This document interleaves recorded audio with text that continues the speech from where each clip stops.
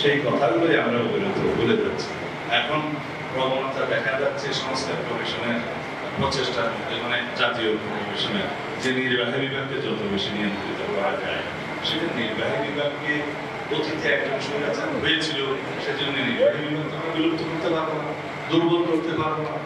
একজন সংসদীয় পদ্ধতিতে স্বৈরাচার প্রতিষ্ঠা হয়েছিল, সেজন্য তো আমরা আইনসভাকে বিলুপ্ত করতে পারবো না, দুর্বল করতে পারবো না। আমাদেরকে চেষ্টা করতে হবে চেক অ্যান্ড ব্যালেন্স এবং একটা হারমোনিয়াস কোঅপারেশন, একটা মধুর সম্পর্ক এবং পাহারা সৃষ্টি করা, সেফগার্ড সৃষ্টি করার জন্য সকল অর্গানগুলোকে সেভাবে শক্তিশালী করা, সকল গণতান্ত্রিক এবং সাংবিধানিক প্রতিষ্ঠানগুলোকে শক্তিশালী ভিত্তির উপর দাঁড় করানো, যাতে করে তারা নিজস্ব এখতিয়ারের মধ্যে স্বাধীনভাবে কাজ করতে পারে। তাহলে কোনদিন এই দেশে স্বৈরাচারের অর্থনীতি হবে না। আমরা ক্রমান্বয়ে সেই দিকে যাচ্ছি।